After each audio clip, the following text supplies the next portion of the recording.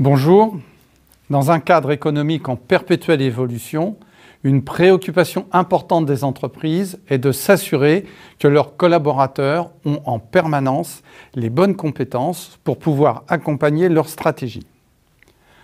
De ce fait, la direction des ressources humaines se doit de mettre en place des formations de qualité afin d'assurer l'efficacité des salariés sur leur poste de travail et de renforcer leur employabilité.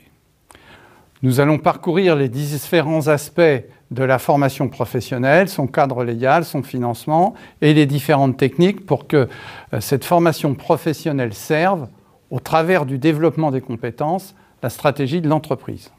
Je vous propose, afin de mieux comprendre le cadre actuel de la formation professionnelle, de faire un petit retour en arrière et de parler de son histoire. La formation professionnelle en France trouve principalement ses racines dans la loi de juillet 1971, elle-même héritière des accords de Grenelle. Issue du paritarisme, cette loi pose le principe toujours en vigueur à ce jour: la formation professionnelle permanente constitue une obligation nationale. Ce n'est sûrement pas un hasard si le législateur a commencé à s'intéresser à la formation professionnelle à la fin des 30 Glorieuses. En effet, les premiers chocs pétroliers et leurs conséquences dans le domaine de la métallurgie ont mis à mal la linéarité qui existait entre formation initiale, le travail et la retraite.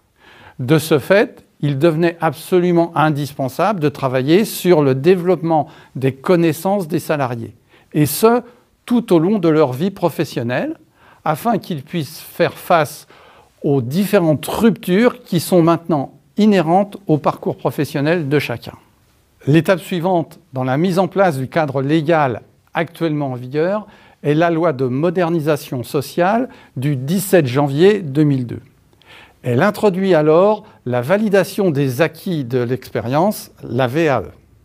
Autre étape importante, la loi relative à la formation professionnelle tout au long de la vie et au dialogue social de 2004. Cette loi s'appuie sur un accord national interprofessionnel qui, et c'est suffisamment rare pour le mentionner, a été signé par l'ensemble des organisations représentatives. Les actions de formation présentes dans le plan de formation doivent être réparties alors en 3 catégories. Le DIF, droit individuel à la formation, est alors créé. De même, la période de professionnalisation est mise en place. On fusionne également les différents contrats de formation en alternance en un seul outil, le contrat de professionnalisation.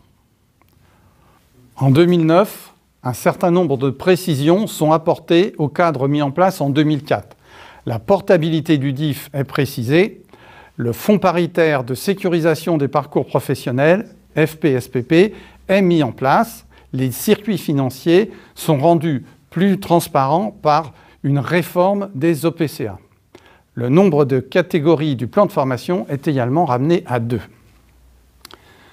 Vient ensuite la loi de mars 2014, loi qui encadre jusqu'en 2019 la formation professionnelle. Cette loi a permis de passer d'une obligation de moyens à une obligation de résultats. Le DIF est abandonné au profit du CPF, le compte personnel de formation. Le financement de la formation professionnelle est profondément modifié. La notion d'obligation de dépenses dans le cadre du plan de formation disparaît. Pour accompagner ce changement, l'entretien professionnel prend une place beaucoup plus importante. En 2018, la loi Avenir professionnel est votée. Certains n'hésitent pas à parler de Big Bang, tant les principes de financement et de gestion de la formation professionnelle sont remis en cause. Cette remise en cause du système actuel trouve son origine dans un certain nombre de problèmes existants actuellement. Manque de lisibilité, complexité d'accès, faible autonomie des actifs dans leur accès à la formation, les griefs sont nombreux.